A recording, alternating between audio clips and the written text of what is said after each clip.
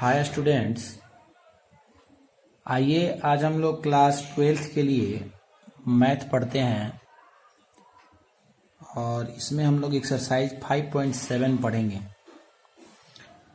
हम लोग 5.6 तक जो है dy/dx यानी अवकलज का प्रथम कोटि हम लोगों ने पढ़ लिया है और अभी जो लेसन है इसमें कह रहा है कि जो भी फंक्शन दिया गया है उसका आप द्वितीय कोटि का अवकलज बताइए।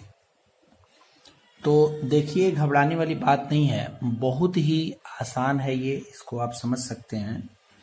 द्वितीय कोटि का मतलब है कि जो भी फंक्शन दिया गया है उसको आप dy/dx तो करिए ही, आप ये जानते भी हैं।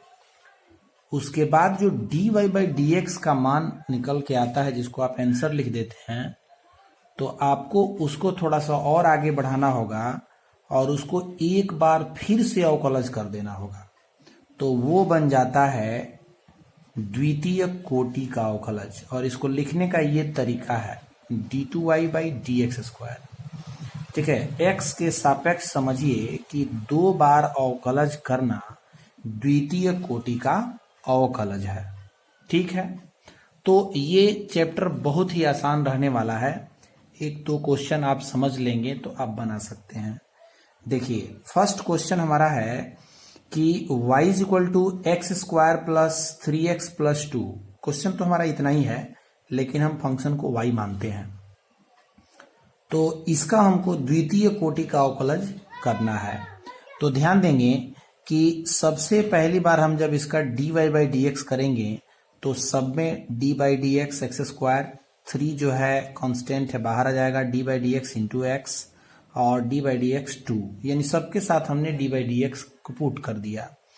आगे आप देखेंगे तो यहाँ पे फॉर्मूला आपको दिखाई देगा d/dx x⁴n। तो सूत्र क्या होता है nxn-1, ये आप बहुत बार प्रयोग कर चुके हैं, आप जानते हैं, प्लस 3 और dx कैंसिल होगा तो 1 आएगा, और प्लस किसी कांस्टेंट का अवकलज क्या होता है, 0 होता है, ये भी फॉर्मूला है। तो dy/dx हमको क्या मिल के आ जाता है कि 2 और x, और 2 से 1 जब माइनस करेंगे तो 1 आएगा, 1 नहीं लिखेंगे, प्लस 3 में 1 से मल्टीप्लाई तो 3, 0 कैंसिल। तो इस तरह से हमको देखिए, अगर प्रथम कोटि का अवकलज पूछता तो हम यहां तक इसका आंसर लिख देते, लेकिन नहीं, हमको क्या करना है, द्वितीय कोटि का अवकलज निकालना है। आपको एक और चीज याद दिला दे, द्वितीय कोटि का अवकलज आप ऐसे भी लिखते हैं। ठीक है, आप इसको जो है अभी आप देखेंगे आपको ऐसे भी मिलता है, y1 भी मिलता है, y2 भी मिलता है, कहीं कहीं y' और y" भी मिलता है। ठीक है, तो इससे घबराने वाली बात नहीं है, आप जो चाहे वो लिख सकते हैं। ठीक है, तो आगे आप ध्यान देंगे कि ये हमारा निकल के आ गया dy/dx। आगे आप देखिए, इसका हम फिर से एक बार अवकलज अगर करेंगे तो क्या होगा, हम इसको लिख लेंगे d2y/dx², और जो ये हमारा dy/dx आया है इसके पास हम फिर से dy/dx पुट करेंगे, तो 2 कांस्टेंट है बाहर, dy/dx × x और प्लस dy/dx × 3।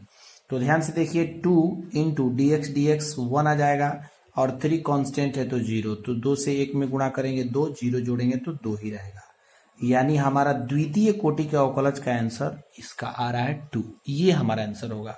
समझ में आ रही है बात, यानी 2 बार अवकलज कर देना द्वितीय कोटि का अवकलज है। ठीक है, अवकलज आप पढ़ चुके हैं पीछे बहुत बार।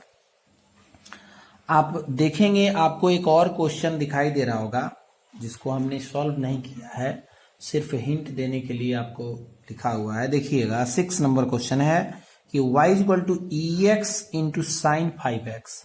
अब आप ध्यान दीजिए कि ex और sin 5x, तो आपको पता होना चाहिए ऐसा आप अवकलज तो dy/dx निकाल ही लेंगे, कैसे, u × v फॉर्मूला पे, और उसके बाद जो dy/dx हमको मिल के आएगा उसका हम एक बार फिर से अवकलज कर देंगे।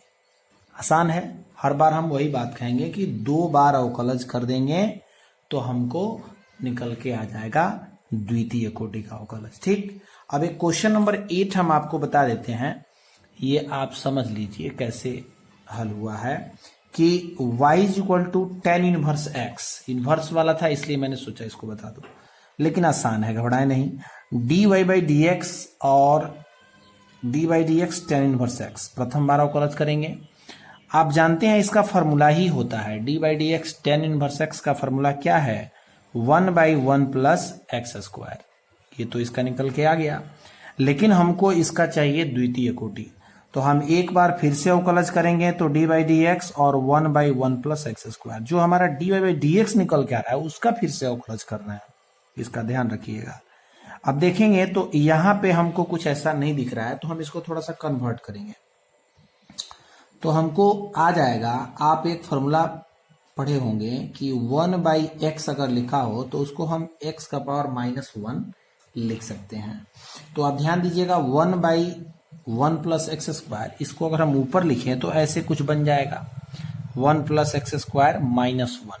ठीक है, अब हम यहाँ पे फॉर्मूला लगा सकते हैं, इसलिए कि यहाँ वो फॉर्मूला कुछ नहीं दिख रहा था, यहाँ पे हम फॉर्मूला लगाएंगे। यहाँ पे फॉर्मूला दिख रहा है u/v का, लेकिन थोड़ा सा बड़ा हो जाएगा, तो इसलिए हम थोड़ा सा इसको ऐसे कर लेंगे। अब आप ध्यान देंगे तो ये x का पावर n, इसका फॉर्मूला आपको दिखाई देने लगा कि nx n-1 इसका फॉर्मूला होता है। तो n हमारा क्या है -1, तो -1 इंटू x, ये टोटल है, ध्यान दीजिएगा 1 प्लस एक्स स्क्वायर, और n-1 तो n-1 और सूत्र में है -1 तो -1 लग गया, nx n-1। याद करिए d by D x x का पावर n, फॉर्मूला होता है nx n-1, तो n-1 है और -1 जो है फॉर्मूला में है पहले से। लेकिन आपको याद करिए बताया गया था श्रृंखलन नियम में कि अगर कोई ऐसा टर्म जिसको आप x मान लेते हैं लेकिन वाकई में वो x नहीं है, तो हमको उसका एक बार फिर से अवकलज करना होगा। ठीक है, तो बात यहाँ पे फिर से वही आ गई है कि इसको जब हम x का पावर -1 करके सूत्र लगा दिए तो हमको इसका एक बार फिर से अवकलज करना चाहिए, तो 1 प्लस एक्स स्क्वायर का फिर से अवकलज होगा यानी -1, और इसको जब आप सॉल्व करोगे तो आपको मिल जाएगा क्या, -2। और यहां देखिए जब आप अवकलज करेंगे तो D by D x x 1 का कांस्टेंट है 0 हो जाएगा, और इसका जब आप अवकलज करिएगा तो 2x निकल के आएगा। कैसे, तो आप देख लीजिए D by D x x square, तो nx n-1 यानी 2x1 यानी सिर्फ 2x लिखेंगे, तो वही ये 2x है। ठीक है, अब आप इसको अच्छा से लिख सकते हैं कैसे, तो 2x से -1 में गुणा करेंगे -2x और 1 प्लस एक्स स्क्वायर -2।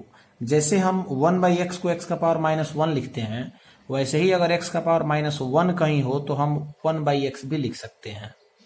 यानी हम इसको लिख सकते हैं कैसे कि -2x by 1 plus x square, और ये माइनस हो जाएगा कैंसिल, और बटा में जब आ जाएगा पावर में हम 2 लिख लेंगे। ठीक है, तो ये हमारा द्वितीय कोटि का अवकलज होगा। इस तरह से इसमें बहुत सारे प्रश्न दिए गए हैं जिनको आप सॉल्व कर लेंगे। बहुत ही इजी चैप्टर है, इसको देख के घबराए नहीं, द्वितीय कोटि से बहुत ही आसान है।